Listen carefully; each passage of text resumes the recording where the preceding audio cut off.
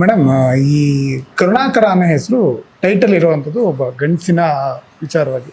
ಅಲ್ಲಿ ಟ್ರೈಲರಲ್ಲೂ ಕೂಡ ತಂದೆ ಅನ್ನೋದನ್ನೇ ತೋರಿಸ್ತಾರೆ. ನಮ್ಮ ತಂದೆ ವಿಲನ್ ಅಲ್ಲ, ಹೀರೋ ಅನ್ನೋದನ್ನು ಕೂಡ ತೋರಿಸ್ತಾರೆ. ಈ ಗಂಡ್ಮಕ್ಳು ಕಥೆಯಲ್ಲಿ ಹೆಂಡತಿಯಾಗಿ ಏನೆಲ್ಲ ಪಾತ್ರ ಮಾಡಬೇಕು? ಯಾಕಂದರೆ ಈಗ ಒಬ್ಬ ಗಂಡ್ಮಗ ಅವ್ರ ನೋವನ್ನ ಹೇಳ್ತಾ ಕೂತ್ಕೊಂಡಿರ್ತಾರೆ, ನಿಮ್ಮ ಪಾಡಿ ನೀವು ಕೂತಿರ್ತೀರ. ಆ ಗಂಡ್ಮಕ್ಳ ಕಥೆ ಒಳಗೆ ನೀವೇನೆಲ್ಲ ಮಾಡ್ತೀರ? ಸರ್, ಇಷ್ಟು ದಿನ ಬಂದಿರೋ ಎಲ್ಲ ಪ್ರಾಜೆಕ್ಟ್ಸು, ಅಂದರೆ ಎಲ್ಲ ಪ್ರಾಜೆಕ್ಟ್ಸು ಅಂತ ಹೇಳಲ್ಲ, ಆಲ್ಮೋಸ್ಟ್ ಪ್ರಾಜೆಕ್ಟ್ಸ್ಗಳು ಹೆಣ್ಣು ತಾಯಿ ಮೇಲೇ ಬಂದಿರೋವಂಥದ್ದು. ಗಂಡ್ಮಕ್ಳು ಅವರ ಕಷ್ಟ, ಅವರು ತ್ಯಾಗ ಅದನ್ನೆಲ್ಲ ತೋರಿಸಿರೋದು ತುಂಬ ಕಮ್ಮಿ ಪ್ರಾಜೆಕ್ಟ್ಸ್ಗಳಲ್ಲಿ ಅಂತ ನಾನು ನೋಡಿರೋದು.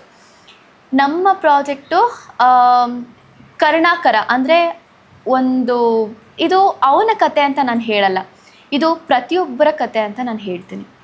ಏನಕ್ಕೆ ಅಂದರೆ, ಇವಾಗ ನಿಮ್ಮ ತಂದೆನೋ ಅಥವಾ ನೀವೋ ತಮ್ಮ ಮಕ್ಕಳಿಗೆ ಏನೋ ಮಾಡಬೇಕು ಅಂತ ಅಂದ್ಕೊಂಡಿರ್ತೀರಿ, ಅದನ್ನು ಮಾಡಿರೋಕ್ಕಾಗಲ್ಲ. ತನ್ನ ಹೆಂಡತಿಗೆ ಏನೋ ಕೊಡಿಸ್ಬೇಕು ಅಂತ ಅಂದ್ಕೊಂಡಿರ್ತೀರಿ, ಏನೂ ಕೊಡ್ಸೋಕ್ಕಾಗಿರಲ್ಲ. ತಾನು ಎಷ್ಟು ಕಷ್ಟಪಟ್ಕೊಂಡು ತನ್ನ ಸಂಸಾರವನ್ನು ಮುಂದೆ ತರ್ತಾ ಹೋಗ್ತೀರಿ.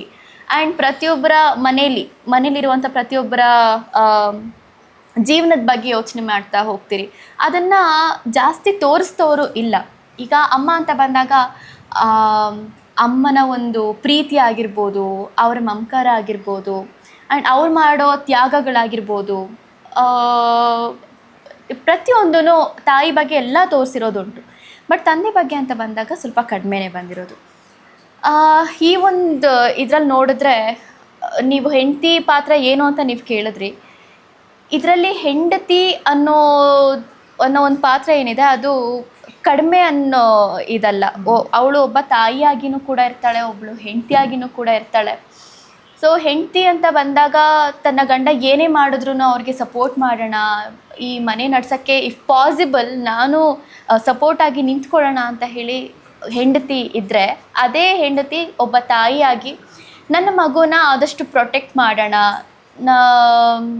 ಅವನ ಜೀವನ ಚೆನ್ನಾಗಿರಲಿ, ನನ್ನ ಕನಸು, ನಮ್ಮಿಬ್ಬರ ಕನಸು ಏನೇ ಆಗಿರ್ಬೋದು, ಅದು ಇವಾಗ ಬದಿಗೊತ್ತಿ ನಮ್ಮ ಮಕ್ಕಳ ಜೀವನ ಏನಿದೆ ಅಂತ ನೋಡೋಣ ಅಂತ ಹೇಳಿ ಈ ಥರ ಮೈಂಡ್ ಸೆಟ್ಟಲ್ಲಿ ಹೋಗುವಂಥದ್ದು ತಾಯಿ ಅಥವಾ ಹೆಂಡತಿ ಪಾತ್ರ.